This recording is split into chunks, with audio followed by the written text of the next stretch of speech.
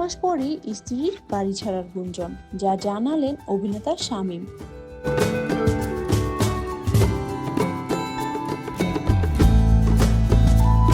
বেশ কয়েকদিন ধরে সংবাদের শিরোনাম ছোট পর্দার অভিনেতা শামীম হাসান সরকার।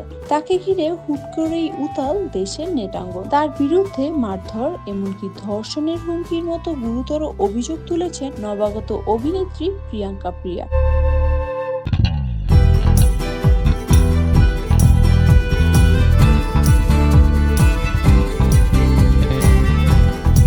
শুধু তাই নয়, অভিযোগ করা হয়েছে মাদক গ্রহণেরও। যদিও সংবাদ সম্মেলন ডেকে এ সকল অভিযোগকে মিথ্যা বলে দাবি করেছেন শামীম। এরপর সংবাদ সম্মেলনের এক পর্যায়ে অভিনেত্রী অহনা রহমানের সঙ্গে সম্পর্ক নিয়ে মুখ খোলেন শামীম।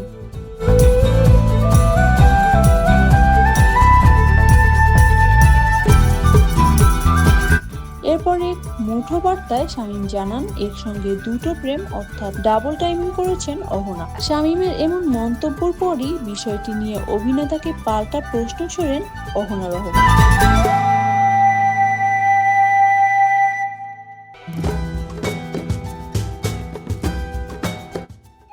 বুধবার দিবাগত রাত 2টার দিকে ফেসবুক ভেরিফাইড পেজে এক স্ট্যাটাসে অভিনেত্রী লেখেন, ডাবল টাইমিং? আপনি যা বলেছেন ঠিক বলেছেন কি? নিজের দোষ ঢাকতেই কি এমন অপবাদ দিয়েছেন?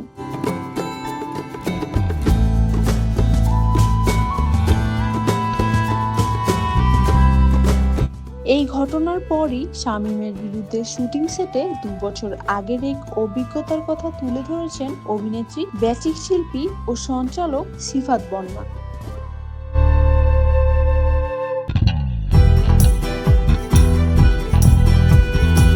যেখানে তিনি শামীম হাসান সরকারকে ভার বলে সম্বোধন করেছেন। একই সঙ্গে অভিনেত্রী দাবি করেছেন, শামীমের ব্যবহারের কারণে তাকে জুতা পেটা করতে চেয়েছিলেন তিনি।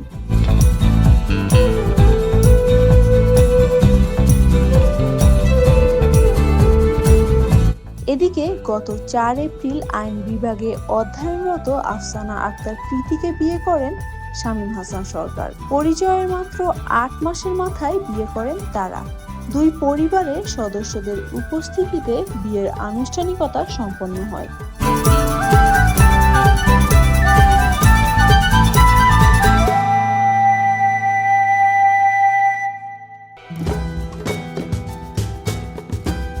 সবকিছু ভালোই যাচ্ছিল, কিন্তু হঠাৎ করেই শামীমের বিরুদ্ধে অভিনেত্রীর অভিযোগ এবং মিডিয়াতে তার প্রাক্তন প্রেমিকা নিয়ে আলোচনা শুরু হলে পারিবারিক জীবনে অশান্তি শুরু হয় এই অভিনেতার। এরপর গুঞ্জন উঠেছে বুধবার 7 মে রাতে শামীমের স্ত্রী অভিমানে তার বাসা ছেড়ে চলে গেছেন। তাদের বিয়ের মাত্র 1 মাস না গড়াতেই এমন গুঞ্জন রীতিমতো শোরগোল ফেলে দেয় নেটিজেনদের মাঝে।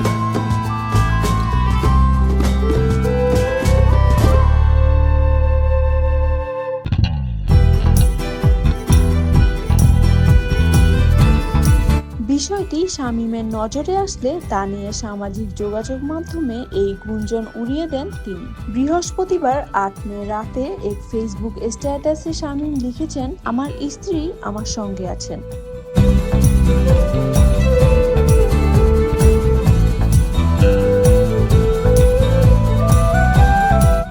ভিউজের জন্য অসুস্থ নিউজ করবেন না, ভালো থাকবেন। আমার স্ত্রী আমার সঙ্গে আছেন।